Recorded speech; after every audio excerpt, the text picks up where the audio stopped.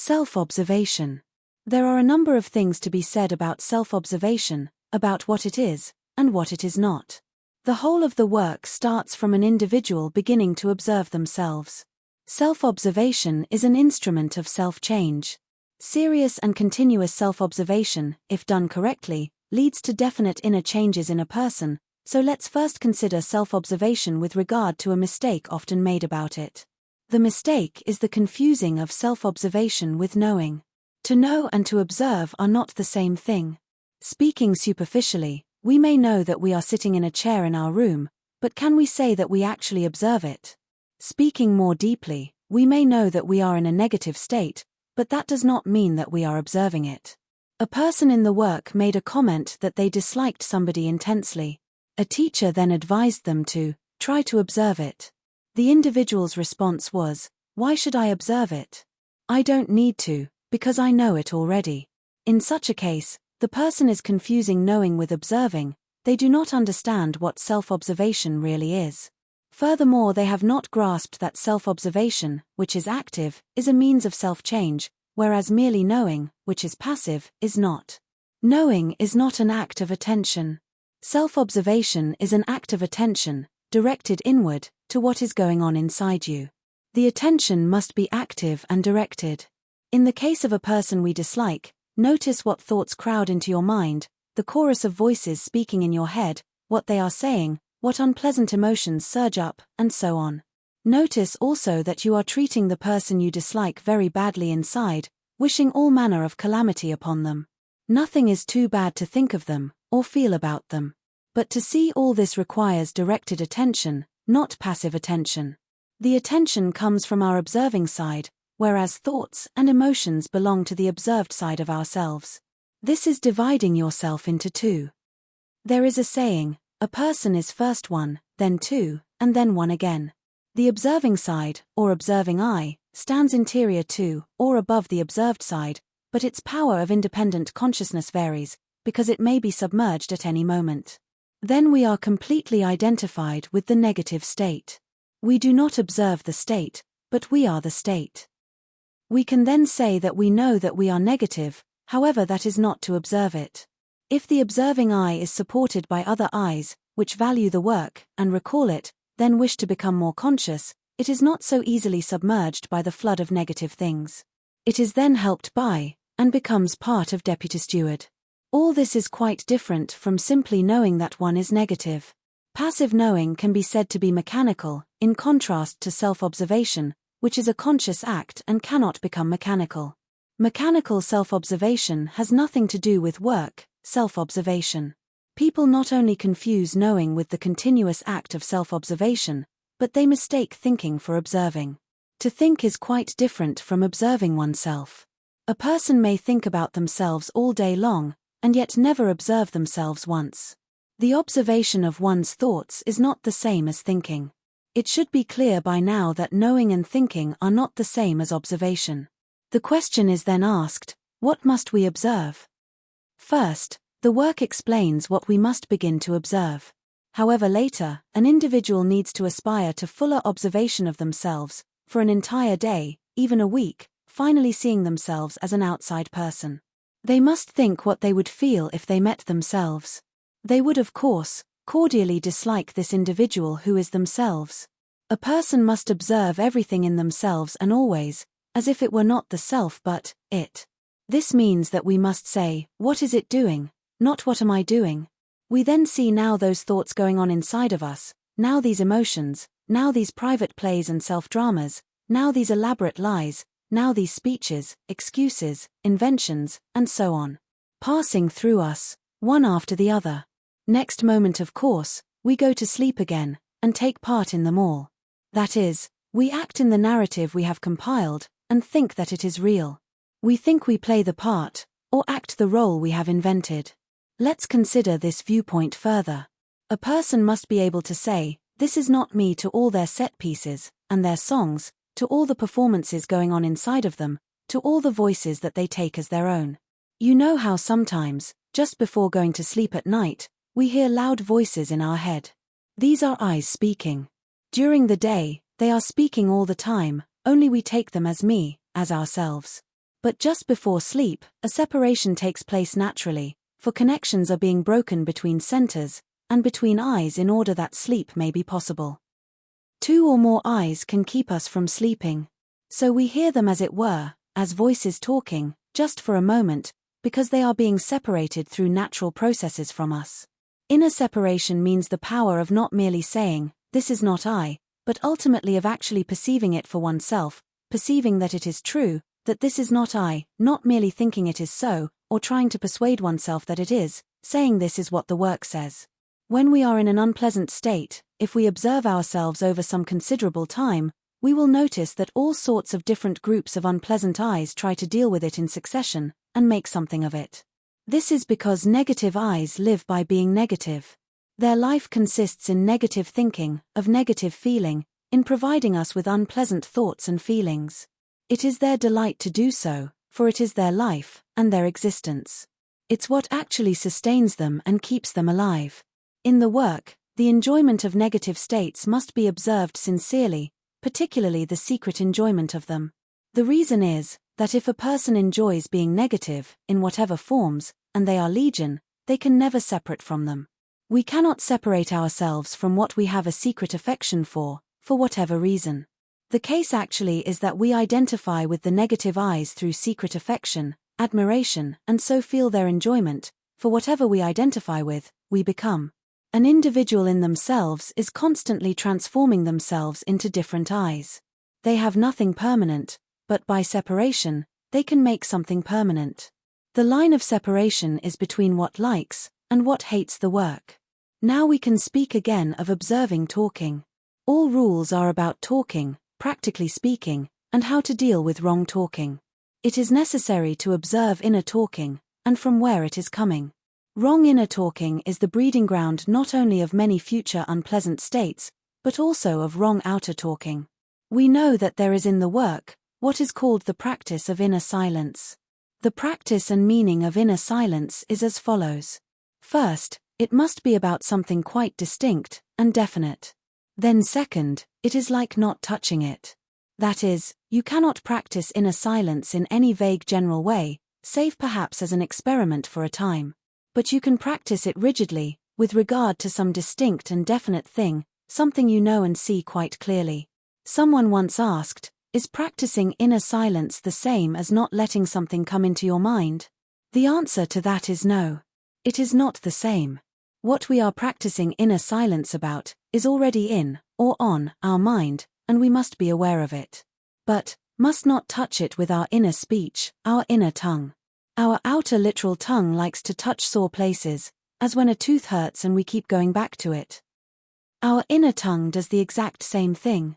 Then if it does, that sore subject in our mind flows into our inner speech, and unwraps itself as inner talking, in every possible direction. We have noticed of course that inner talking always goes on in negative states, and that it coins many unpleasant phrases, which suddenly find expression in outer talking, perhaps even a long time after. In the work, we are told that it is necessary to be careful about wrong outer talking at first, and later on, about wrong inner talking. Wrong outer talking is mostly due to wrong inner talking.